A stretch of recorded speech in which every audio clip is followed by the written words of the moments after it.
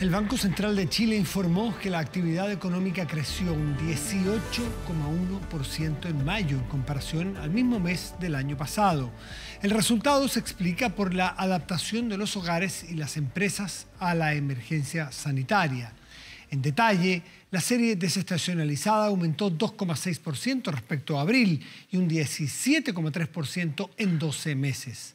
La producción de bienes también creció un 7,5%, explicado por el aumento en la industria manufacturera y en menor medida por el resto de bienes que registró un alza. De todas maneras, esta impresionante cifra de 18,1, que es la más alta que haya desde que tiene registro una medición como el IMASEC, se explica porque hace un año el rendimiento de la economía fue bajísimo. Por lo tanto, la base de comparación con lo que ocurre hoy día también es muy amplia.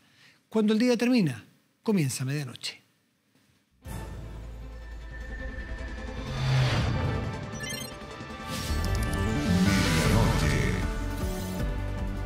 Bueno, y para entender este IMASEC, esta actividad económica desbocada, se podría decir que es desbocada con 18,1%, no había nunca un registro como ese, es muy, muy impresionante. Y para eso conversar con Felipe Larraín, quien fue dos veces ministro de Hacienda, doctor en economía, autor de muchos libros de texto, profesor universitario, hoy de la Universidad Católica. Felipe, buenas noches, ¿cómo estás?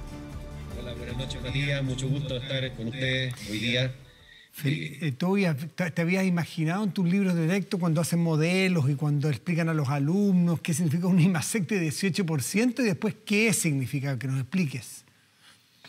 Bueno, es bien notable, pero como tú apuntabas hace un momento atrás, en 12 meses crece 18%, pero estamos comparándonos con una base muy baja, porque la mayor caída del año pasado fue de 15% también en el mes de mayo. Por lo tanto, la actividad económica en el mes de mayo fue de 18% de crecimiento. Es una buena medida de recuperación. Es una buena noticia, no queremos esconder eso. Es una buena noticia, pero es básicamente un rebote de la economía chilena. Buena parte de esto es rebote y está apalancado en cosas como, por ejemplo, el retiro de los 10%, los 3 retiros de 10% de las cuentas de las AFP. Está apalancado en las ayudas del gobierno, en el IFE, que solamente en el IFE hay alrededor, no todavía, pero de aquí a agosto, comienzo de septiembre, van a haber 14.000 millones de dólares entregados. Los retiros de AFP son, porque las cifras son enormes, son del orden de 50.000 millones de dólares. Entonces, tampoco podemos pensar que esta cifra es extrapolable. No se habría dado si no hubiéramos tenido la caída del año previo. Y vamos a tener buenas cifras en los meses que vienen. La gran pregunta, la gran incógnita es doble, porque primero es qué está pasando con el empleo. El empleo, hemos tenido una pérdida en lo peor de la pandemia, perdimos 2 millones de empleos, para hacer las cuentas simples, y hemos recuperado 1. Solamente 1 millón. La última cifra nos habla de una pérdida del orden de 60.000 empleos. Por lo tanto, ahí estamos al debe. Ese es un desafío enorme de esta economía que tiene que generar esos empleos. Ojalá sean empleos formales, empleos con seguridad social, con seguro de desempleo. Y el otro tema es cómo vamos a crecer una vez que nos hayamos recuperado y una vez que las bases de comparación se vuelvan más exigentes, una vez que entremos al 2022 con todas las incertidumbres que tenemos. Yo creo que esas son, Matías, las grandes preguntas que nos hacemos hoy día, porque sin duda que es una buena noticia este IMASEC. Esto nos deja justamente casi, no completamente, pero casi en los niveles prepandemia, en los niveles que tenía este índice de actividad económica en febrero del año pasado. Tú mencionaste los aportes de IFE, los retiros del 10%. Voy a hacer la analogía con los fisicoculturistas o con los que a veces en la gimnasia, estos que toman estos esteroides anabolizantes que inflan los músculos y claro, para la foto está súper bien, pero no necesariamente hay fortaleza o hay mucha fuerza detrás de ese músculo, ¿no? La pregunta es si el músculo de la economía va a durar para que sea forzuda la economía chilena para adelante, o si tú notas que hay más de estos esteroides. ¿Y qué va a pasar cuando se terminen los IFE? Porque en un momento se tiene que terminar. Si no crecemos y no somos capaces de entregar y no pueden ser eternos. Y cuando se terminen los 3 retiros, en una de esas no venga el cuarto, ¿es capaz la economía de crear y de suplir estos esteroides? La economía, como decíamos, la economía va a tener un periodo de crecimiento alto en los próximos meses, porque todavía nos faltan y vamos a tener estas bases de comparación tan bajas. Entonces, no nos vamos a extrañar de tener IMASEC que estén sobre 10%, cercanos a 15% en los meses que vienen. La cosa se pone más difícil cuando pasamos al tercer trimestre y más bien al cuarto trimestre, cuando la base de comparación se vuelve más exigente, cuando los estímulos empiezan a reducirse y es imposible que sigamos con IFES como los que hemos tenido, con estímulos, el estímulo monetario. Hay que considerar también que el Banco Central va a empezar a retirar el estímulo monetario, va a empezar a incrementar las tasas de interés y eso también va a contribuir a moderar estos crecimientos. Por lo tanto, yo creo que lo más relevante, lo más entusiasmante también, es poder mirar no la cifra de un mes, sino mirar lo que esta economía puede dar en forma sostenida. Como tú hablabas, el crecimiento tendencial, ese crecimiento que Chile puede sostener en el mediano y largo plazo y que hoy día los expertos lo están estimando en niveles del orden del 2 al 3%. Y es ahí donde tenemos que apuntar. No porque el crecimiento sea un fetiche, no porque el crecimiento en sí sea la única variable, pero es una variable necesaria. Nos da más recaudación fiscal para apuntalar los programas sociales, nos da mejores empleos, mejores salarios, un ambiente más propicio para los emprendedores. Yo creo que todos estos elementos vienen con el crecimiento, que no es suficiente, por supuesto que no es suficiente, pero que es necesario, por Dios que lo es. Le sacamos la radiografía a este cuerpo escultural que es la economía hoy, de mayo, o el escáner. ¿Qué es lo que aparece? ¿Qué deficiencias aparecen? Porque se ve todo bien, 18,1 es salir a descorchar champaña si uno fuese un ignorante. Y estamos tratando de desasnarnos aquí, de entender qué es lo que hay detrás. Rasquemos un poquitito. ¿Dónde están las falencias a tu juicio? Bueno, la falencia y la fortaleza. Yo creo que poca gente se imagina que el crecimiento en 12 meses del sector comercio fue superior a 50%. O sea, hay una contribución enorme del comercio que está motivado por esta liquidez que existe en la economía, el estímulo monetario, el estímulo fiscal, los retiros. Entonces, por ahí tenemos un tema que es bastante mayor y que no es sostenible. Claramente no lo es. Entonces, yo diría que ¿dónde están hoy día la minería, por ejemplo? Dentro de este tremendo IMASEC, la minería cae. Entonces, por ahí cae, ¿por qué? Porque hay problemas de ley, porque hay mantenciones de faena en algunas minas, ¿no es cierto? Y eso hace que ese sector, que es un sector importante en la economía, junto con este notable crecimiento, caiga.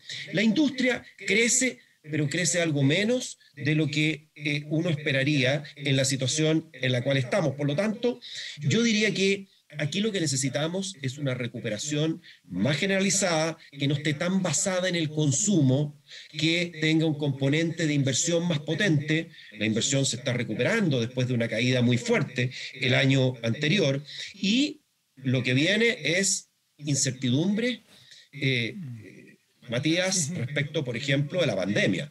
Porque que estamos progresando también en pandemia, sí, las cifras de contagios están cayendo, la utilización de camas UCI, las restricciones se están relajando de a poco, ¿no es cierto? Y eso va a ayudar también, no solamente al bienestar de las personas, va a ayudar también a la economía. Pero ¿qué pasará en lo que viene? ¿Qué pasará con la cepa Delta, que ya está en más de 90 países y que ha llegado a Chile con pocos casos detectados, pero que como es altamente contagiosa, es posible, es probable, ¿no es cierto?, que veamos bastantes más casos de esta cepa. Entonces, todas estas son incertidumbres junto al proceso constituyente, junto a las elecciones. ¿Y la incertidumbre regulatoria, Felipe, cómo las ves tú para activar y para mejorar la inversión? Bueno, yo creo que ahí hay otro tema, definitivamente. Hay un informe de la Comisión Nacional de Productividad que justamente apunta en esa dirección, en el tema, tú decías incertidumbre o la situación regulatoria. No, la incertidumbre, y no solo regulatorio, en general política, legales, estructurales, institucionales, diría yo, que creo que esa es la palabra que engloba más todas estas situaciones. ¿Esa incertidumbre sí, yo creo que está pegando hoy día? Yo creo que indudablemente que está pegando. Y no está pegando, vemos en el consumo, está pegando en proyectos de inversión. La inversión se está recuperando. Ahora, si uno ve la composición de esa inversión, hay mucho de aumento de inversión en maquinarias y equipos, hay menos fuerte en el sector, en lo que es construcción. Entonces uno sospecha que aquí hay, ¿cierto?, una recuperación de capacidad productiva, pero que grandes proyectos de inversión, hoy día hay un cierto compás de espera. A mí me toca verlo, conversando, analizando este tema, ¿cierto?, con una vez que se despejen estas incertidumbres, y no solamente despejar las incertidumbres, sino cómo se despejan, va a determinar la recuperación de nuestra economía y las posibilidades de crecimiento futuras. Yo diría que hay un tema con la inversión. La incertidumbre le pega especialmente a la inversión y es ahí donde hay que apuntar. Hay otro tema mayor que tiene que ver con el más largo plazo, ¿no es cierto?, con el tema de productividad. La productividad, perdimos el año pasado, tuvimos una caída importante, estamos viendo una recuperación, pero una recuperación que es relativamente de corto plazo, una recuperación más cíclica que estructural, y pienso que este es uno de los temas que vamos a tener que abordar. Recientemente el ministro de Hacienda, Rodrigo Cerda, ha llamado a una comisión de expertos para poder analizar los temas de crecimiento de más largo plazo, y yo creo que es un tema absolutamente central, porque muchas veces estamos en el corto plazo, estamos muy centrados en lo que está pasando ahora, y tal vez un periodo con tantas elecciones, analizar estos temas que son de más largo plazo, tal vez tienen menos interés o menos urgencia, pero yo creo que son absolutamente esenciales para que nuestro país se pueda seguir desarrollando a futuro. Felipe Larraín, ex ministro de Hacienda, muchas gracias por esta conversación. Que esté muy bien. Gracias como siempre. Muchas gracias, Matías. Chao, buenas noches. Gusto estar acá. Hacemos una pausa, volvemos, espérenos. Estamos de vuelta y de inmediato revisamos las noticias más importantes de la jornada con Marco Fleming. Vamos de inmediato a las informaciones de la jornada. Comenzamos con 14 regiones del país que se encuentran a la baja en contagios por COVID-19. Sin embargo, se siguen postergando los cambios al plan paso a paso ante las aún inciertas consecuencias que podría llegar a causar la variante Delta. Si bien las cifras son alentadoras, hay una tendencia que sí es preocupante, un incremento en las hospitalizaciones de los mayores de 70 años, incluso quienes están vacunados con su esquema completo. Mire. En la emblemática esquina de Huérfanos con Ahumada se notó el desconfinamiento de Santiago. Masiva concurrencia de público en la reapertura del centro de la capital. Todo en una jornada donde por tercer día consecutivo la pandemia reportó menos de 3.000 contagios. Estamos cayendo y espero que esa tendencia se mantenga definitivamente. Si el problema es que hay una preocupación mundial de una eventual nueva ola, ya depende del país, si es tercera, cuarta, pero una nueva ola de alcance mundial de variante Delta, que esta mirada de erradicar el virus, COVID-0, que va a desaparecer, no es realista. Si en las últimas semanas predominaban los pacientes bajo los 40 años internados en las UCI, el inicio de este mes muestra otra tendencia. El grupo sobre 70 años, el más afectado por la pandemia, volvió a incrementarse, pese a que más del 90% de este segmento ya está vacunado con las 2 dosis. Durante las últimas semanas hemos visto un aumento en las hospitalizaciones de pacientes mayores de 60 y mayores de 70 años, que son pacientes que debido a sus comorbilidades tienen estadías hospitalarias más altas, lo cual implica que la ocupación de las camas de UCI sigue estando muy alta. Puede deberse a un fenómeno que es la inmunosenescencia, que es una disminución de la respuesta inmune del adulto mayor, que podría explicar una cierta reducción de la inmunidad a pesar de la vacuna. Pero también pueden haber otras variables en juego, como es la mayor fragilidad del adulto mayor frente a las enfermedades. En noviembre, el 35% de los pacientes UCI eran adultos mayores, Hoy representan el 17%, pero de acuerdo al Ministerio de Salud, seguirán aumentando conforme avancen las campañas de vacunación. En condiciones normales, los pacientes de más de 70 años y de más de 60 años también representan grupos de mayor riesgo. Por tanto, en el largo plazo y una vez que toda la población esté vacunada, los grupos de mayor edad y particularmente los más de 70 años van a ser un porcentaje muchísimo más alto que los grupos más jóvenes. La curva que marca la pandemia sube y baja muy rápido. Hace una semana había más de 45.000 casos activos, hoy son poco más de 22.000. Los cambios en el plan paso a paso parecen inminentes y apuntarían hacia mayores libertades, una decisión que es resistida por algunos municipios. El pase de movilidad, la verdad que es como un chip libre para que todo el mundo se traslade por las regiones y por el país. Debemos eliminar el pase de movilidad, debemos restringir el funcionamiento de centros de eventos, de los malls, de los restaurantes.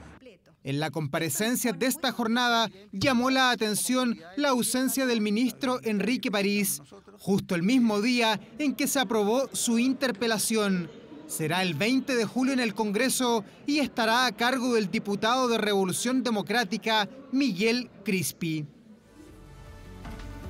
La Cámara de Diputados aprobó el proyecto que establece igualdad de remuneraciones entre hombres y mujeres que desempeñen idénticas funciones en el trabajo.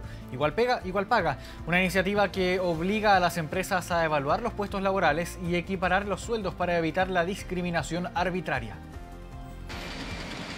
En promedio en Chile las mujeres ganan un 27% menos que los hombres.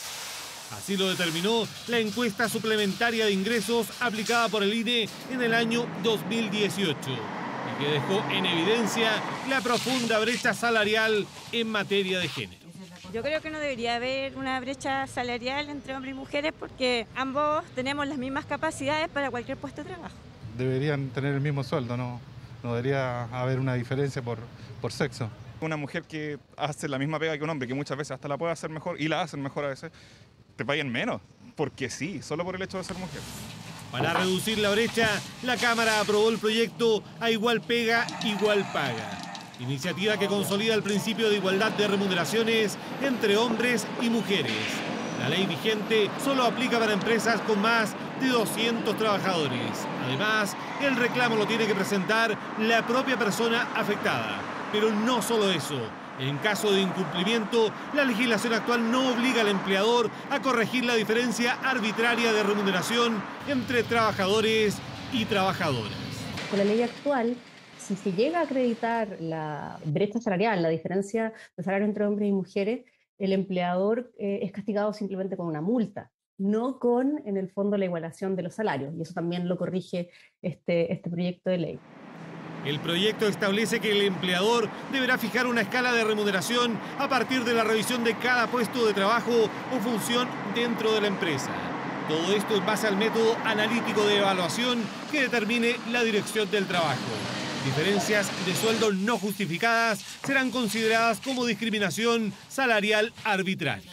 Siempre el que quiera burlarla va a encontrar la forma de hacerlo. Acá hay que apelar al espíritu de la norma. O sea, no corresponde que por un mismo trabajo, por una misma función, por una misma responsabilidad, por un mismo aporte a la empresa, se le pague distinto a hombres y mujeres. El proyecto, aprobado por 133 votos a favor y una abstención, fue despachado al Senado para su revisión.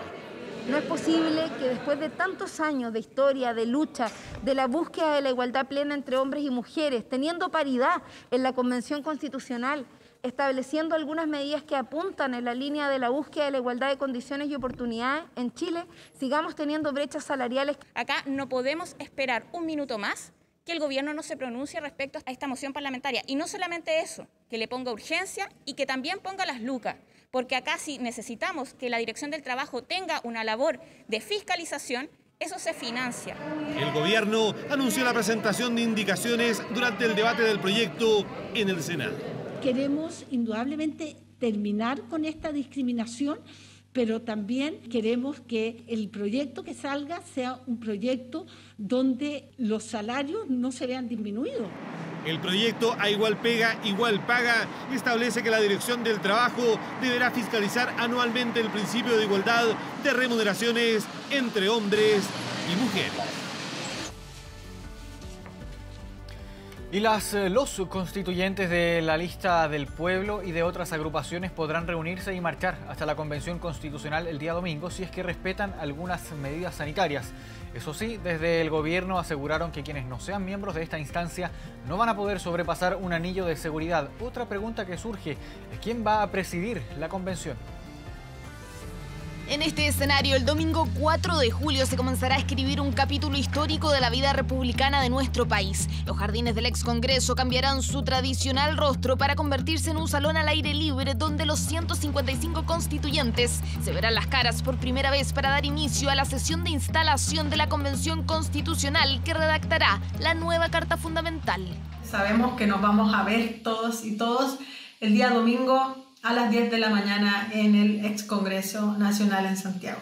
Ella es Cristina Dorador, científica, constituyente del Movimiento Independientes del Norte. Uno de los nombres que suenan para liderar la convención. Esa será una de las primeras tareas que los constituyentes deberán resolver este domingo. Determinar quién ocupará la presidencia y la vicepresidencia de la instancia. Muchos coinciden que una mujer debe encabezar la convención. Junto a Dorador hay otros nombres sobre la mesa que han promovido distintos sectores. Más que nunca necesitamos una persona que tenga capacidad de diálogo, que llegue a acuerdos. Por eso apoyamos a Patricia Pöllicer como presidenta para la convención, porque ella da estas garantías, además es independiente. Para la presidencia hemos manifestado como Frente Amplio nuestro apoyo a Elisa Loncón, en tanto mujer y representante de pueblos originarios, que puede expresar la idea de una democracia paritaria y plurinacional hacia el futuro. Dorador, Pöllicer y Loncón son nombres apoyados por independientes, por el Frente Amplio y por representantes de pueblos originarios. En la lista por el apruebo, que agrupa a los partidos de la Unidad Constituyente, están definiendo su apoyo a una de ellas. En Vamos por Chile, varios constituyentes coinciden que no importa si la convención la preside un hombre o una mujer. Incluso se ha barajado el nombre de un miembro que no es de sus filas, el independiente por el Partido Liberal Agustín Esquella. Para mí lo esencial es que sea una persona que respete la legalidad de este proceso y haga respetar las normas que regulan el trabajo de la convención y que le dé garantías. La definición de la presidencia la conoceremos este domingo. Ceremonia al aire libre para respetar los protocolos sanitarios, medidas que ya están en marcha y que fueron anunciadas este jueves por el gobierno. Hemos dispuesto para los miembros de la Convención Constitucional la posibilidad de hacerse exámenes de antígenos tanto en la región en la que se encuentren o en la región metropolitana o bien cuando arriben a Santiago. Exámenes que se realizarán desde este jueves. Al ingreso del ex Congreso, cada constituyente deberá someterse a una medición de temperatura. Además, recibirán un kit sanitario para su protección.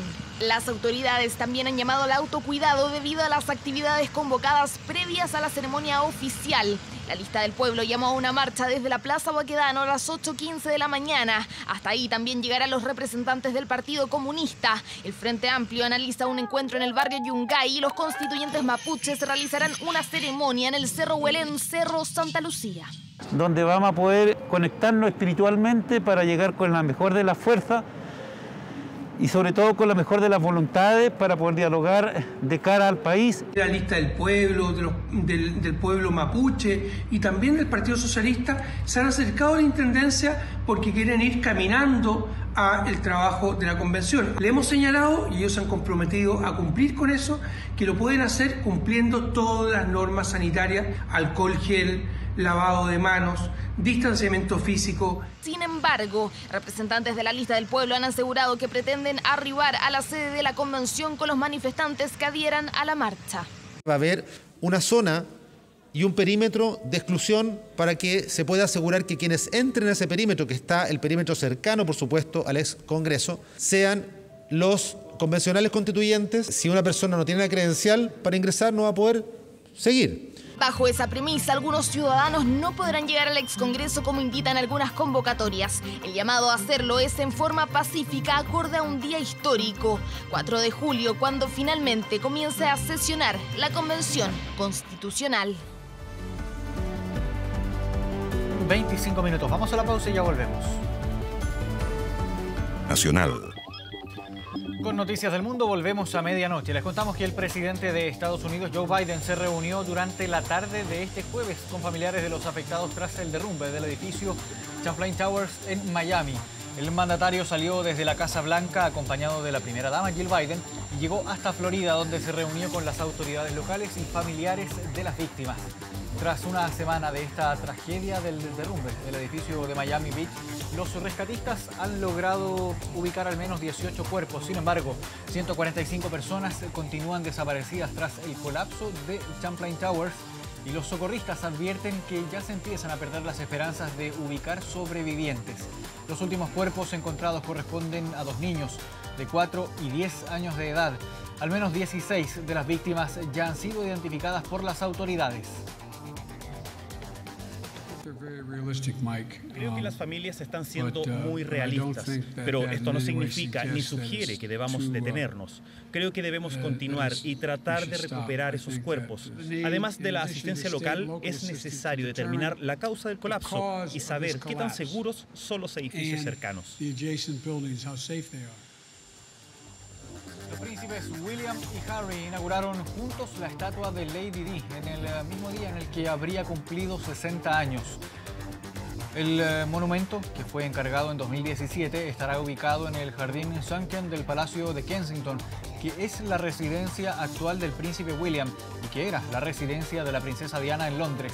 Este jardín se encuentra en el Hyde Park, que es abierto al público, por lo que la gente podrá ir a visitar la estatua de Lady Di de forma gratuita a partir ya de este viernes, en lo que fue la primera aparición de los hermanos juntos desde el funeral de su abuelo, el duque de Edimburgo. Ambos señalaron que con esta estatua quieren recordar el amor, la fuerza y el carácter de Lady Di, que la convirtieron en un motor de cambio para mucha gente en el mundo. Durante este evento, los príncipes estuvieron acompañados de sus tíos, sus tías, y aseguraron que esperan que la estatua sea vista para siempre como un símbolo de su vida y su legado. Además, agradecieron a quienes mantienen viva la memoria de la princesa que falleció en un accidente de tránsito en 1997. Y cuando el reloj marca la 1 de la madrugada con 35 minutos, damos fin de esta forma al bloque informativo de medianoche. Matías. Muchas gracias, Marco Fleming. Y nos vamos de inmediato a nuestra pantalla grande, donde revisamos de inmediato también el informe del tiempo. Para hoy en Santiago, en la región metropolitana, tendremos cielo despejado y una máxima probable de 19 grados. En tanto, en Ovalle, región de Coquimbo, habrá cielo parcial y una máxima probable de 24 grados. Revisamos nuestro portal de noticias24horas.cl con la Intendencia Metropolitana, que emite una nueva alerta ambiental por mala calidad del aire. Bueno, en 24horas.cl puede encontrar esos detalles de esta información, así como todos los contenidos que han producido las distintas plataformas de TVN. Con esto nos despedimos. Que tenga muy buenas noches, que descanse y nos reencontramos muy pronto. Buenas noches. Gracias por venir.